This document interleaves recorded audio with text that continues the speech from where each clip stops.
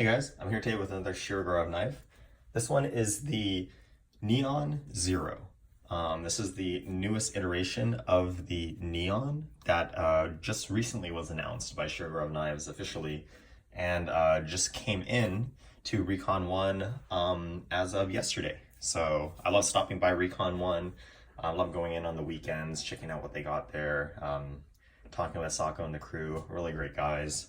And of course, love seeing what's new. And so this thing was there waiting for me. And couldn't resist not buying it, so I picked one up. And hopefully here to provide you another review for a production knife. And you know, I do a lot of custom divisions on my channel. I kind of want to give you some insight on knives that are a little bit hard to find for the avid Shirogorov fan. But I also want to talk about the production knives because, you know, not only are they more available, but there's a lot of really cool stuff going on with the production knives. And this one is perhaps one of the biggest milestones, in my opinion, for production knife. And so let's talk about it. Now, the NeOn Zero basically is a production version of the the Custom Division NeOn Mk2. Now, this knife came out last year at Gathering 10 and blew everybody away. You know, Tom, the official English-speaking representative for the Shirogorov workshop, has said that, you know, there's always a design philosophy that the Custom Division knives should carry down features from the customs, features and aesthetics, and then eventually those features will make it their way down to the production knives. Now, we saw that, you know, 2 or 3 years ago with the revised knives, with the internal milling, the upgraded bearing system, you know, not rollers in the custom divisions, but multi-row bearing systems. You saw that progression, but, you know, the F95 was due for an update. And, you know, it still looked like an F95 from the outside. Most of those changes were really internal upgrades.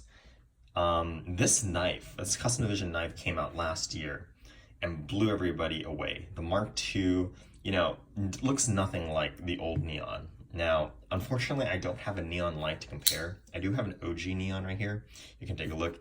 Thanks again, Josh, for providing both of these two knives. I can't thank you enough, especially when doing these NeOn comparisons. So definitely shout out to Josh. I'll link his Instagram in the description. But anyways, going back, the old NeOn, you know, this is pretty much what people are reminded of when they think of a NeOn, looking at the production knives. Now, this one is 3D and has some swedging done on the blade, but, you know, it looks like a NeOn. This one looks completely different. I mean, first you take a look at the blade profile, completely different. You know, this is something more akin to a mini F7. I have my F7, I'll take that out in a bit. You know, the NeOn wave is gone. The scalloping on the back here, just completely different. You know, you now have the lock bar milling on the outside, new milling pattern. The blade sits into the backspacer like this perfectly. You know, new jimping pattern, more akin to like an F5. This knife completely blew everybody away. You know, anybody, you know, it looks like a NeOn. It is a NeOn for all intents and purposes. But for, you know, the collectors, this just blew everybody away. We did not think that, you know, all of these features that you would see on a custom NeOn, even the handle shape, this is more akin to a custom NeOn, would come down to the custom divisions in such a grand fashion. And so with that, you know, less than 1 year later, you're seeing those changes being put down into the production knife. I mean, the F7 is, for all intents and purposes, the custom version of the F95. And the F95 revised still looks like an F95. So the fact that this knife came out so quickly after this knife with so many of those features is really awesome. I think that I'm hoping that the F95 gets the same treatment. And I'm really excited to see where that goes. But for now, we have this knife. So that's kind of an introduction to the knife. I'll do a comparison to this one, since this is pretty much the same knife, just this is the production version. So I'll keep this one here. But yeah, let's talk about the knife. Should I put this? Put this right here. This knife is a little bit bigger than the NeOn. You know, the old NeOn Lite. You know, they were advertising it as being more of an EDC friendly size. I think it's a little misnomer on their part. The knife really, so again, I don't have a NeOn Lite or ultralight to compare to, but if you take a look at the older NeOn, let me just put it side by side here, you can see that the knife really is not that much bigger. It's just a couple millimeters. Now, this is the same thing with the NeOn Mk2 as well. Now, these knives are pretty much the same blade profile and size. This one's just a tad shorter, you know, on the butt and then also on the blade as well. Very hard to see if you don't have them up close with each other. But for all intents and purposes, it's the same size. You might appreciate the extra few millimeters of cutting power, but don't be afraid if you hear that the knife is a bigger size.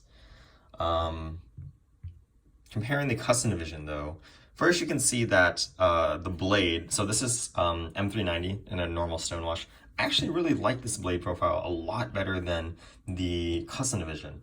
Now the Custom Division has wider flats with the F5 type curve, as you can see here, and it does have swedges. As you can see here, the damaged steel makes it a little bit hard to see. And also you can see the jimping up here on top. Now, what this has is more of a higher grind, so the flats are less visible. There's just a little bit of flat right here, but it still has the same swedges, and it still has the F5 type jimping on the top. Now, this is really cool, actually. This blade profile is almost exactly the same as the F7 without the cutout. And actually, I think that this is the more attractive blade grind compared to this one. Now, of course, this one has damascene, which some people like. I actually prefer a normal blade. So I really wish this blade was on this knife. I would use the hell out of this knife. But we can take a look here at the F7. This one has a cutout, unfortunately, so it has bigger blade flats. But as you can see right here, you know, with this clip here at the front, the overall curves, the blade profile is exactly the same. And the jimping is the same too. You know, with the swedges going on right here, you get a more of a triangular type jimping that results from that. And you get something very similar on the NeOn as well. So you get a very custom-like blade profile. And I think it's something that the NeOn really needed. You know, if you stack this up against the old NeOn, it just looks outdated. So this was a great change. Now moving on to the handles. So I reversed my standoff here. Or not standoff, but I guess Chicago screw, so I did that to make it look a little bit more like the Custom Divisions. The handles are completely flat. They're still not contoured. There is no more neon wave, which some people liked. Personally, I don't really mind. I do wish that there was some kind of milling though. And perhaps maybe we might see some kind of milling similar to the R18, R19 knives in the future. That would be really cool. Or perhaps some anodization. That would be nice as well. The handles are nudist. They are finished in the same stonewash finish that you see on the F95 Nudist Slims, which I have noted in my review of the Nudist Slim, I'll upload that as well, as being not as aggressive as the F95R, F95TR knives. So I really like this more refined Media Blast. The handles themselves compared to the old NeOn, you can see that it looks like the handles are pinched in a little bit more, especially on the top here. I really like this. It kind of flows with the design of the blade overall. I do kind of like the old NeOn though, because it looks a little bit more soft. This has a little bit more rough, especially with this bump right here. You can see compared to this. But overall, really nice handle design. Not much to say here, of course, because it is kind of a nudist style design on the handles. Moving over to the lock side, you can see that like the Mark II, the lock bar milling is done on the outside. Now on the Mark II, it's actually done on both sides, but of course on the original NeOn, because there is that wave, the milling was internal. Now, how do I feel about this? A lot of people said that, actually not a lot of people, people that I've talked to have said that, oh, it looks more clean on the inside, which of course I agree. Kind of the Semenza 21 is the same way, but they did an excellent job actually. You know, I wasn't really a fan of the way they did it on the Custom Division, but for the production, they kind of had a more industrial design on it, which I really like. I think it turned out really nice, especially with this ledge here on the bottom. Now, the lock bar insert is still press fit and glued in, which of course I think a lot of people have concerns about replaceability issues, but I have no doubt that Shirogorov can replace it, or I guess just make a new scale. I'm not sure. I really wish that they would incorporate the removable design there that you see on the Custom Division knives, since pretty much every Custom Division and Custom NeOn in existence has had it. So cost savings, not sure. Doesn't matter, no. Oh, yeah, I think it actually does matter, but one of the biggest concerns that I've been seeing with NeOns is that people have been able to kind of push the lock in and move the lock bar over. Now, I have actually personally experienced it with a couple of NeOns that I've handled. Not any that I've owned, and not really with any of the Custom Divisions either. I'm happy to report that, you know, won't go into too much detail, but I handled a couple of these, and from what I can tell, they've addressed it. Now, you push this as hard as you want, it's not going to come over, and there's not any lock stick, which is really awesome. I think a lot of people are really going to be happy about that. And I'm really glad to see that they addressed that issue. I never really thought it was an issue, since I just, you know, even if I get this a hard flip, there really isn't any lock stick, and I'm not going to intentionally push the knife. And if I am, you know, if it was going to become more solid because of that, then I'm not going to say that's a defect. But I know a lot of people had issues with that, so I'm glad to report that, at least with this batch that I've seen, that problem has been more or less solved. The knife still has multi-row ball bearings, the same bearing footprint as the NeOn Lites and Ultralights, so unfortunately can't install rollers. There's a groove on the inside, but I'm glad to report that it's as smooth as ever. As you can see, this knife has an excellent action, and really, I've come to expect that from the production knives. To be honest, I think the production knives are even more consistent than the Custom Divisions. Custom Division, I think, is really a playground for them to try new things. The production knives, they've really nailed down the consistency, I think, in my opinion. What other cool features we got here? The backspacer. I didn't think that this would carry over to the production knife. Now, as you can see here, the Custom Division has this really awesome backspacer, zirconium, where the blade just, the backspacer just wraps around the end of the blade. Fucking awesome. I didn't think that would carry over into the production, but it did. I expected them to come more with just like a flat style like this that you see on, you know, an F95, but they really took the time and they made that backspacer in titanium. So that backspacer is awesome. You know, the blade fits right in. It's really a testament to the tolerances of the knife.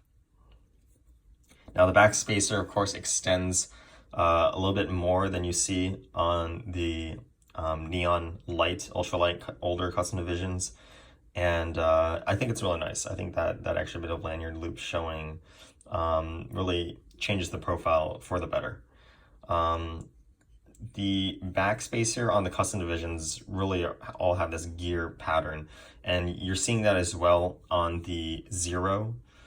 Different, of course, than the Mark II with the scalloping on the scales, but you're getting something more substantial in terms of texturing than what you saw on the NeOn Lites. I think on the NeOn Lites with the backspacer, there's just a couple lines here milled in. Going to the clip is a newer design. The way that's indexed is it's not, there's no milling, not like a tongue and groove that you see on the old NeOns. There's actually like an indexing pin that you see on the 111 and F3s. So the clips are not interchangeable. The clip design, of course, is different as well. The retention is very strong on mine. It's crazy strong, actually. I feel like I need to bend it out a little bit. But I guess that's better than not having enough retention. If you take a look at the retention points, you can see that the points for retention is much greater on the Zero compared to the older NeOn. Kind of a downside, I think. There's just too much retention in the pocket, but I guess that's easily fixable if you can tinker with it. The flipper design is pretty much the same. I will say that I don't remember what's like on the NeOn Lites and Ultralights, but the older Custom Divisions did not have jimping on the tab. The Hation did, but this one does have it, and of course the Mark II has it as well. Let's see what else we can talk about here. Let's see. Oh, yeah, of course, the internal milling. The internal milling, I think, is exactly what the NeOn needed. It's a little hard to see here, but yeah, this knife has full internal milling on both sides of the handles. Like I said previously, the Hattion kind of snuck under the radar where it did have internal milling on the titanium side, but now you're seeing it in the production NeOns with the badass handle shape and blade. So you have the full package here. Unfortunately, it does not have steel washers underneath the bearings. To be honest, I actually prefer the older knives because of that. I feel like they're smoother. I feel like there's less chance for tolerance stacking. But of course, for longevity, you can't deny the fact that steel washers are a nice addition. This knife does not have it, but they're classifying this knife as the 3 bears because of the MRBS, because of the new design, the internal milling, and all these really nice other features. So that's pretty much it. Kind of rapid fire. There's a lot of things to talk about. Really just excited to see where the production knives are going this year. Hoping to see something maybe not as outlandish as this, of course, because this is my special F7, but I want to see these changes carry down to the F95, maybe the Hattion first, don't know. But yeah, these are going to go fast. NeOns have always been the most popular knife, and unfortunately, they're just really hard to get right now. The first batch sold out in minutes, and but definitely keep your eye out for them. I know the workshop understands that there's demand now. From what I can tell, it looks like they're gonna be pumping them out. So definitely grab one. It looks like they're only gonna be coming in M390. So unfortunately, no Van X, which I think would be really cool for an EDC. But M390 is definitely a performer as well. So look out for them, and hopefully everybody can get their hands on one, because I really think everybody should have one of these knives. I hope you enjoyed my review, and hope you have a great day, and hopefully you'll have your NeOn Zero soon.